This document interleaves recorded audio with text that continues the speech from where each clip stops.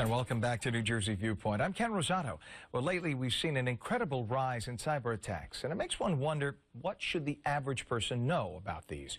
Is cybersecurity, in fact, getting to be more and more insecure? If you're a victim of a cyber attack, what should you do? Please join me in welcoming Paul Oster, who's a cybersecurity and credit repair expert who is CEO of the firm Better Qualified in Eatontown, New Jersey. Welcome. Good to have you here, Paul. Oh, great to be here, Ken. Well, is it just our perception, or is cyber attacking on the rise? Oh, it's on the rise. I mean, 2014 was the year of the data breach, for sure, and it's going to continue to get worse because we're just that much more connected. You know, now everything's online. Recently, I've been talking about smart appliances, and most people say, what's the big deal if my refrigerator gets hacked? Well, in 2013, 100,000 of those smart appliances were hacked. Wow. Emails were stolen, passwords were stolen, and the point there is most people use the same password for their refrigerator or smart appliance as they do for their banking account. Oh, wow. So once they're in, and anything that's connected online is just a pathway to our identity. You mean it's bad that I use the password? Yeah.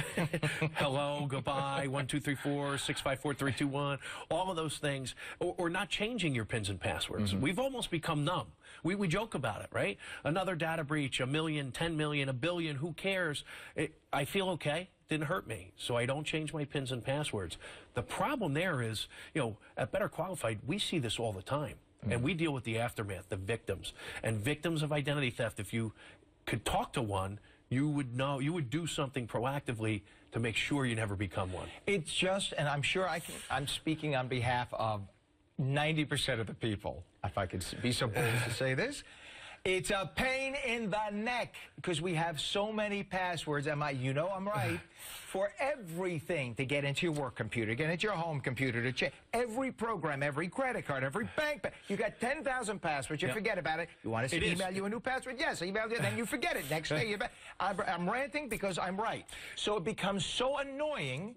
And you got to do it because of these morons who sit in the pajamas in their grandmother's basement and they sit there trying to hack into your credit card. It is annoying, and it's a pain in the neck.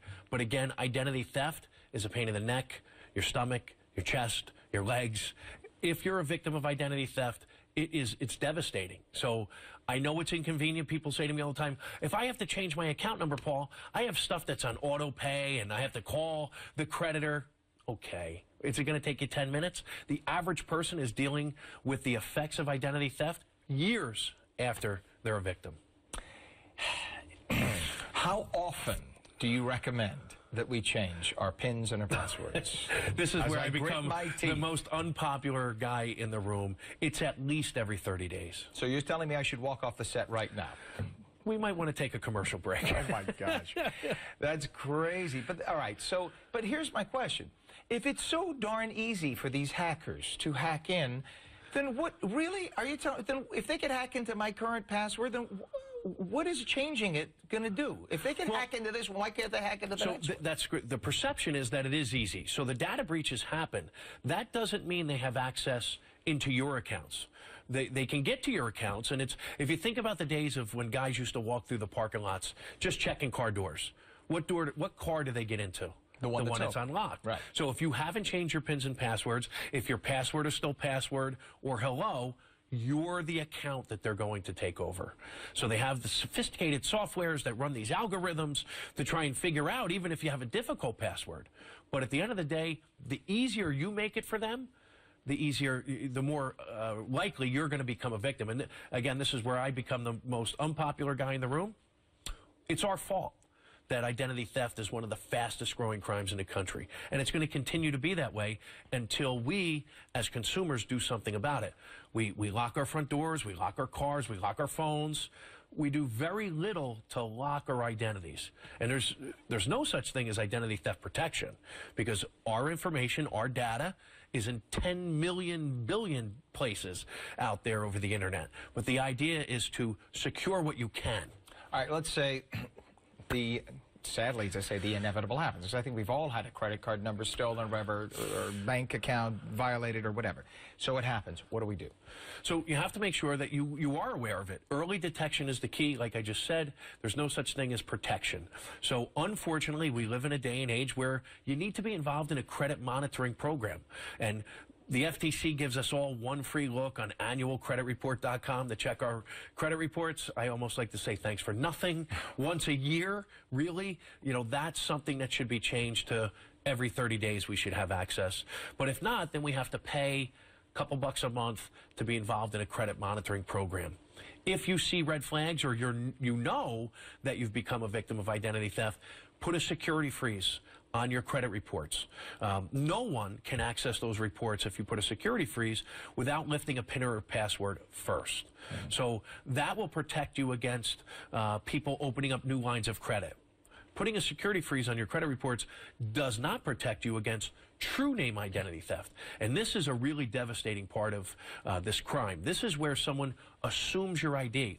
They could get a job under your name.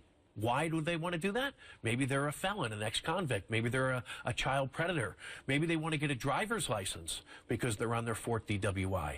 And to do all those things, they don't need access to your credit reports. So you really have to monitor all of your accounts, check everything on a regular basis, or you have to deal with the consequences. Lovely. You know, there are so many of these new security cams that work on a Wi-Fi in the house today. Yep.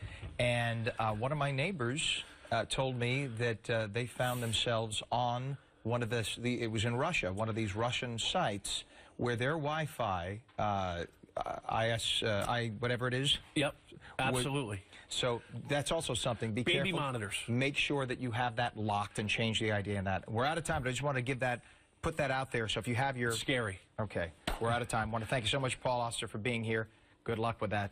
Good luck, everybody. I'm Ken Rosato. We thank you for joining us. With all of that, enjoy the rest of your weekend.